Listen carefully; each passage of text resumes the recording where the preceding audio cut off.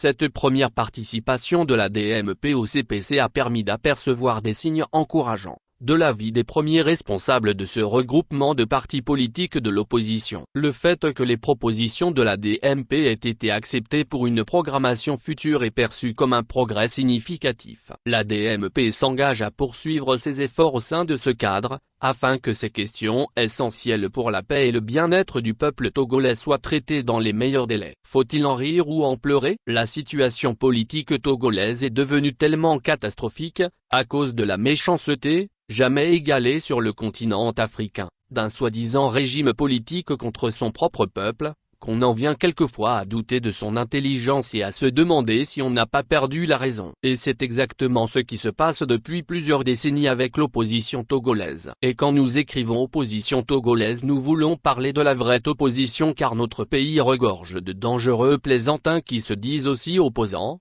La pandémie politique togolaise étant devenue telle qu'il est aujourd'hui difficile de vraiment savoir qui est qui. L'extrait du début de notre texte qui fait allusion à la reprise des travaux du fameux CPC, cadre permanent de concertation, nous sert d'entrée en matière pour parler de la méchanceté et surtout de la mauvaise foi légendaire du régime Gnassingbé qui, depuis plusieurs décennies, à commencer par le père Eyadema, ne fait que tourner le peuple et l'opposition en bourrique.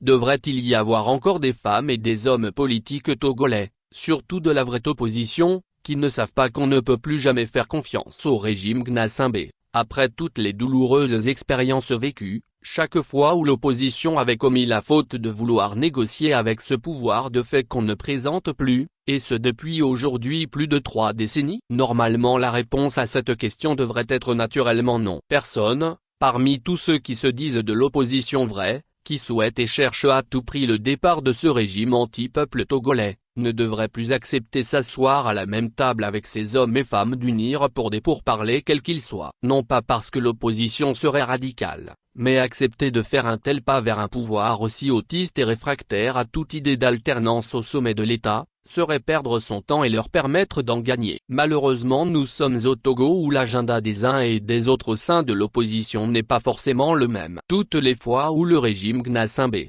depuis 1990, était près de tomber, il y avait toujours eu un parti politique ou une personnalité venant de cette opposition pour faire en sorte que le régime vomi par les Togolais reprenne du poil de la bête. L'unité de l'opposition qui semble toujours bien commencer se fissure petit à petit, au fur et à mesure que les choses avancent, jusqu'à la désillusion totale.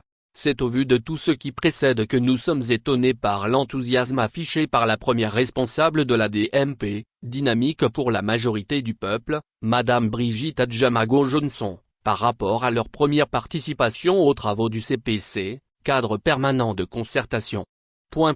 Cette première participation de la DMP au CPC a permis d'apercevoir des signes encourageants de l'avis des premiers responsables de ce regroupement de partis politiques de l'opposition. Le fait que les propositions de la DMP aient été acceptées pour une programmation future est perçu comme un progrès significatif. Le fait que la DMP soit emballée à ce point est d'autant plus surprenant que c'est connu que le régime RPT unir d'en face fait chaque fois appel à l'opposition, quand il se trouve dos au mur. En fouillant les archives, il ne nous a pas été difficile de découvrir qu'avant le CPC, cadre permanent de concertation, il y avait eu la CNAP, Concertation nationale des acteurs politiques, des sigles ronflants qui n'ont toujours fait qu'accoucher d'une souris. La CNAP avait surtout été animée par des partis trouble-fêtes qui avaient participé aux élections législatives de 2018 boycottées par l'opposition. Au cours de ces assises c'étaient des petites formations comme le Net de Jerry Tama ou le MRC d'Abbas Kaboua, que nous qualifions de plaisantins et qui se disent eux aussi de l'opposition,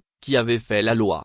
En fait la CNAP, Concertation nationale des acteurs politiques, fut convoquée par le pouvoir, au lendemain des élections présidentielles de 2020, pour régler des comptes à certains partis politiques que Faure Gnassingbé et son entourage jugeaient dangereux pour leur rêve d'un règne à vie. Des décisions adoptées concernant la charte des partis politiques, par exemple, prévoyaient que désormais tout chef de parti devrait résider au Togo, et une telle disposition était prise pour isoler Tikpi Tchadam du PNP, Abbé Yomé Kodjo et Monseigneur Kepotzero de la DMK. Pour cela il fallait utiliser des groupuscules de partis qui n'ont aucune assise sur le plan national et financés par le régime. Parmi les décisions prises figurait en bonne place la libération des prisonniers politiques, mais ce dernier point n'a jamais été appliqué. Le CPC, cadre permanent de concertation, qui était venu remplacer la CNAP, n'avait pas non plus, comme l'on s'y attendait, fait aucun miracle. Ce cadre, théoriquement de concertation, n'a pas empêché que Faure Gnassingbé fasse ce qu'il veut en faisant changer de façon unilatérale la constitution togolaise à son avantage. Aujourd'hui, le pouvoir de Lomé, malgré l'apparente sérénité qu'il affiche,